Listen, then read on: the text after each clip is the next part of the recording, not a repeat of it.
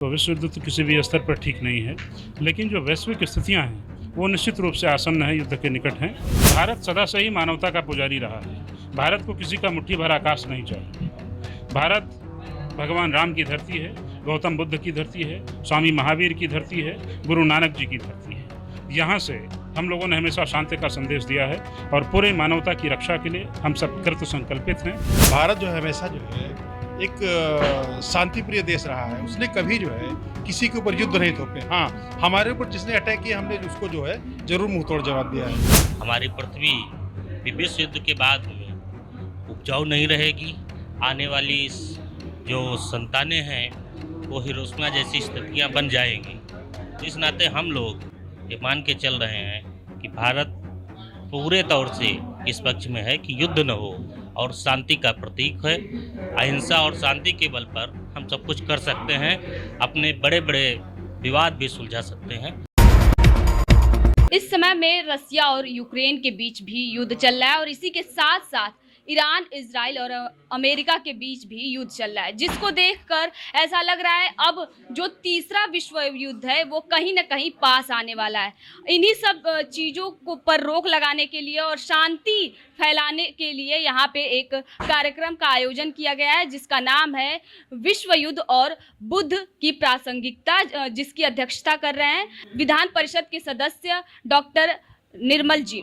यहाँ पे कुछ लोग हैं, उनसे बातचीत करते हैं और जानते हैं कि आखिरकार वो क्या कहेंगे। क्या नाम है सर आपका? राघवेंद्र सिंह, अध्यक्ष प्रधान संघ सिधौली, जनपद सीतापुर। क्या कहेंगे जिस तरीके से पूरे दुनिया में एक विश्व युद्ध की परिस्थिति बनी हुई है, उस पर क्या कहेंगे?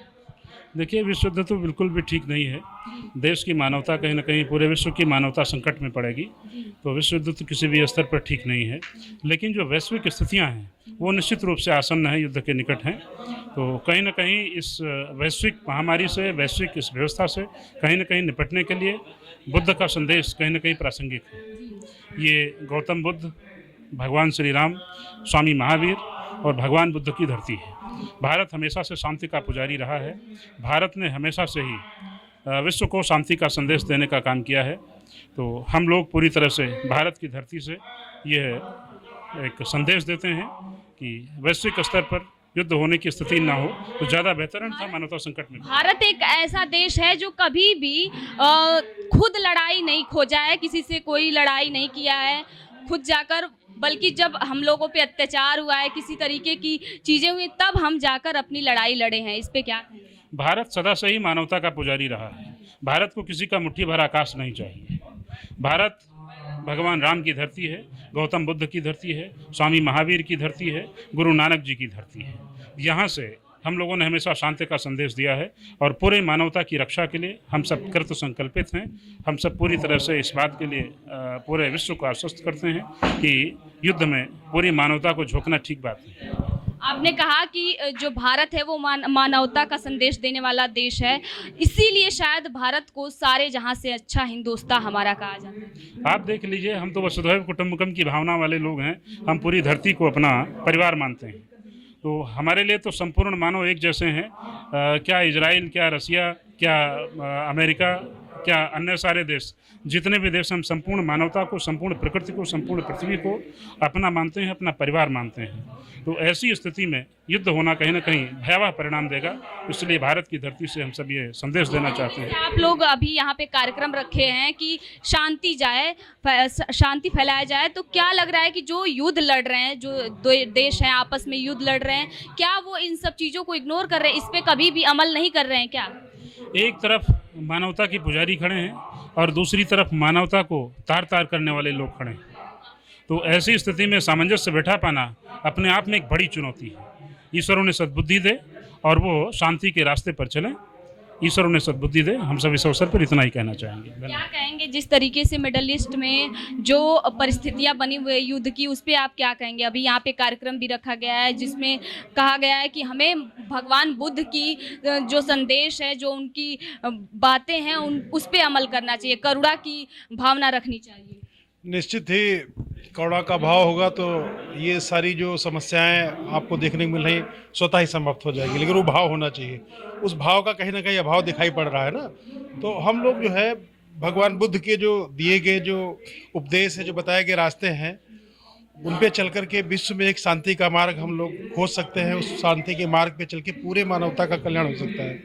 तो इसमें हमारे भारत देश का स्टैंड है कि हम हमेशा जो है डायलॉग और डिप्लोमेसी में विश्वास करते हैं। संवाद होना चाहिए और कूटनीतिक तौर पे उसके लिए ईमानदारी से प्रयास होने चाहिए। तो कहीं ना कहीं जो वर्तमान में परिस्थितियां बनी हुई हैं इन डायलॉग और डिप्लोमेसी का कहीं ना कहीं अभाव दिखाई पड़ रहा है। हाँ, इन सब परिस्थितियों में अगर भारत की कहीं भी जरूरत पड़ेगी तो निश्चित ही भारत बहुत महत्वपूर्ण भूमिका में आगे आने के लिए तैयार रहेगा। क्या लग रहा है कि भारत की जब जरूरत पड़ेगी तो भारत क्या उस पर अपना स्टैंड रखेगा?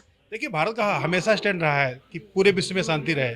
भारत जो है हमेशा जो है एक शांति प्रिय देश रहा है। उसने कभी जो है किसी के ऊपर युद्ध नहीं थोपे। हाँ, हमारे ऊपर जिसने अटैक किया हमने उसको जो है जरूर मुंह तोड़ जवाब दिया है। तो भारत का ऐसा मानना है कि पूरे विश्व में शांति रहे और किसी के संप्रभुता पे कोई आंच ना आए। और भारत ने हमेशा अभी आपने देखा होगा जो पिछला जो रूस और यूक्रेन के बीच युद्ध हुआ था उसमें हमारे यहाँ जब रूस के राष्ट्रपति व्लादिमीर पुतिन जी आए थे तो हमारे प्रधानमंत्री जी ने उनको जो है बिल्कुल स्पष्ट रूप से कहा था कि ये युग युद्ध का नहीं, ये बुद्ध का युग है। स्पष्ट संदेश दिया था उन्होंने। तो इस बात को पूरी दुनिया को समझने की जरूरत है। हम किसी के ऊपर जबरदस्ती अपनी बातों को नहीं थोप सकते हैं, अपनी मांगों को नहीं थोप सकते हैं। हाँ, आपस में बैठे और बातचीत करें। डायलॉग और डिप्लोमेसी इसका जो है एकमात्र समाधान है। मुझे लग रहा है कि सर जिस तरीके से भारत में जो रहने वाले लोग हैं जो भगवान बुद्ध को भगवान राम को मानते हैं, अब अगर उनका कहीं आपसी विवाद भी होता है, हम भारत की नहीं बात कर रहे हैं, किसी देश की नहीं बात कर रहे हैं, जैसे कहीं भाई भाई में या फिर पड़ोसी से विवाद होता है तो वो भी अपना यही स्टैंड जो उनको मानते हैं भगवान राम को, वो भी अपना यही स्टैंड लेते हैं कि हम लोगों को समय का इंतजार करना चाहिए, समय खुद जवाब दे देता है। देखिए, हमारी जो संस्कृति साझा संस्कृति है। यहाँ पर सभी जातियों का और सभी धर्मों का, सभी जितने भी अलग अलग विचारधारा के लोग हैं, सब अपने अपने हिसाब से वो पूजा पद्धति करते हैं, मान्यताएं अपनी रखते हैं। लेकिन हम सब जब देश की बात आती है तो सबकी सोच एक होती है, नेशन फर्स्ट। तो हमारे यहाँ हर भारत के नागरिक के अंदर नेशन फर्स्ट का जो भाव है वो बाकी देशों से हमको अलग करता है।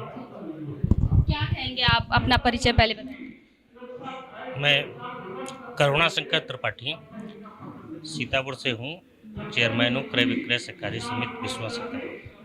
क्या कहेंगे जिस तरीके से यहाँ पे एक कार्यक्रम रखा गया है विश्व युद्ध और बुद्ध की प्रासंगिकता, इसको लेकर आप क्या कहेंगे? देखिए, जो विश्व युद्ध की स्थितियाँ बन रही हैं, भारत का ये मानना है कि इससे पूरे विश्व के लिए खतरा उत्पन्न होगा और मानवता पूरे तौर से तार-तार होगी। हमारी पृथ्वी भी विश्व युद्ध के बाद में उपजाऊ नहीं रहेगी।